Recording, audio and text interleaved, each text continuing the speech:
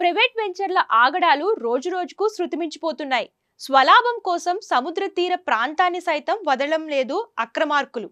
దాన్ని కూడా చదును చేసి వెంచర్లు వేస్తున్నారు. బాపట్ల జిల్లాలోని విజయలక్ష్మీపురం గ్రామ సరిహద్దుల్లో ఓ ప్రైవేట్ వెంచర్ కు సంబంధించిన కొందరు వ్యక్తులు భారీ యంత్రాలతో సముద్ర తీరాన్ని చదును చేస్తున్నారు.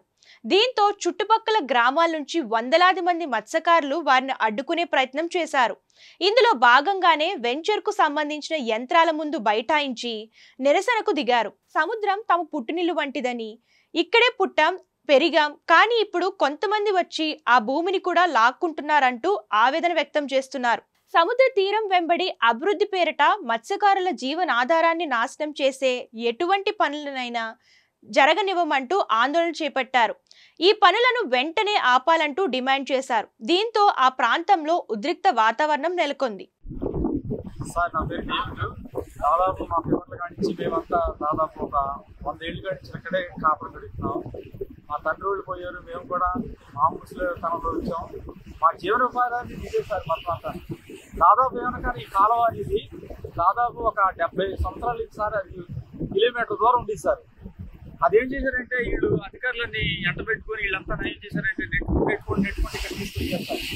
దాదాపు ఎవరికి ఇక్కడ దాదాపు మొత్తం సార్ దాదాపు ఇందులోని 3000 బోట్లు ఉన్నాయి సార్. వాటరేవు, దానాయపేట, తర్వాత చిన్నబరప, పెద్దబరప, తర్వాత వెనకన గాంధీ కాలనీ, తర్వాత సునామీ కాలనీ, తర్వాత కృపానగరము, తర్వాత ఇలాగ పాండ్రంపురం, ఇలాగ చాలా మంది విజయలక్ష్మీపురం, ఇవన్నీ చాలా మంది ఉన్నాయి సార్. అందరూ కూడా ఇందులోనే దాదాపు ఒక 3000 బోట్లు ఆ జీవనోపాధి కొరకు కష్టపడి రావాలి సార్. మాకు సైక్లోన్ వచ్చిందంటే సార్, ఇలా డైలాక్టర్ వచ్చిందంటే వాగు మొత్తం వెళ్ళి మొత్తం కొట్టిపోతారు, బోట్లు మొత్తం పోతాయి సార్. కనీసం మమ్మల్ని జ్ఞాపం చేసుకొని ప్రభుత్వం దయచేసి ఈ టూరిస్టులు కూడా ఇదంతా కట్టుకోవడానికి ఏర్పాటు చేసుకుంటాం సార్. ఇది మీరు దయచేసి మొత్తం ప్రభుత్వం స్పందించి మా మత్స్యకారులకి సమర్పించాలని మీడియా ద్వారాగా తెలుపుతాం సార్. తీసుకొచ్చి ఎక్కడో రాయల పత్రం తీసుకొచ్చి కరెక్ట్గా ఆపడానికి చాలా పూడ్చేసి ఇక్కడికి తీసుకొచ్చి పూడ్చేసేయాలి మొత్తం మధ్యలో వరకు ముందు అక్కడ వరకు ఇప్పుడు ఇక్కడికి తీసుకొచ్చి పూడ్చేసేయాలి. మాకు పడవలకి వెళ్ళడానికి స్పోర్ట్ లేదు, మనం చాలా ఇబ్బంది పడుతున్నాం. ఎన్నో చుట్టూ ఈ రకంగా పెట్టినా ఇదే రకంగా తీసుకుని మాట్లాడుతున్నారు.